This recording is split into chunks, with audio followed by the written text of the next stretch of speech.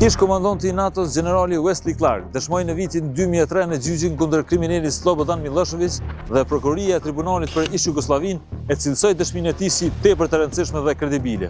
Por kush i cilësoi deklaratat e tij së kohës si gënjeshtra? Pikërisht Miloševići dhe mbrojtja e tij.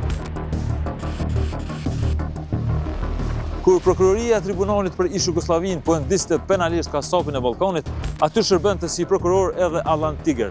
23 vjet pas, prokuroria në gjykatën speciale në gjyqin kundër krerët të UÇK-s, ku një nga prokurorët më të rëndësishëm është Allan Tiger, po e cilëson dëshminë e generalit Clark dhe dëshmitarët e tij ndërkombëtar si James Rubin e Christopher Hill, si jo autentike me mungesë informatash dhe argumenti që përdorer se ata nuk e dinin gjuhën.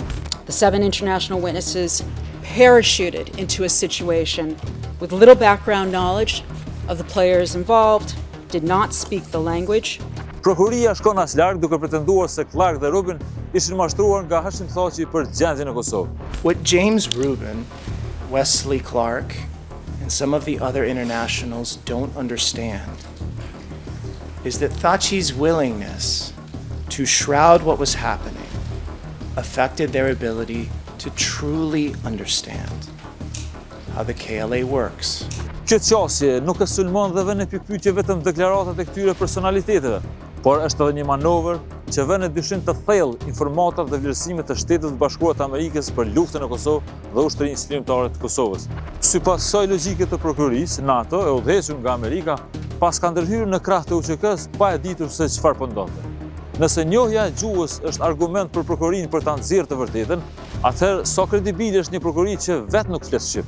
Clark, Rubin, Hill dhe të tjerët, përveç pranisë direkte në terren gjatë viteve 1998-1999, kanë pasur qasje në hierarkinë më të lartë institucionale amerikane dhe botërore, si dhe në informacione strategjike të SBA-ve, në raporte diplomatike dhe ato të shërbimeve inteligjente. Sipas logjikës së prokurorisë, nuk duhet besuar as CIA-s amerikane, e cila në një nga raportet e saj për Kosovën në janar të vitit 2000 e thoshte qartë se UÇK-ja nuk ishte përfshirë në sulme kundër civilëve, nuk krynte akte terroriste dhe nuk ishte përfshirë në operacione të drogës për të mbështetur aktivitetet e saj.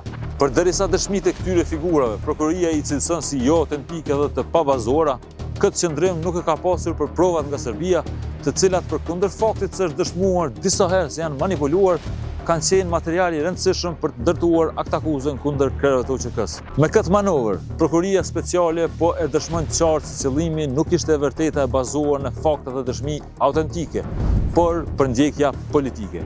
Po e vërteton edhe një herë besimin e betonuar se projekti i saj i hartuar nga Jack Smith, gjoja në emër të drejtësisë, në fakt po tenton ta rishkruajë historinë e përpjekjeve të popullit të Kosovës për liri bashkë edhe me aleatët amerikanë.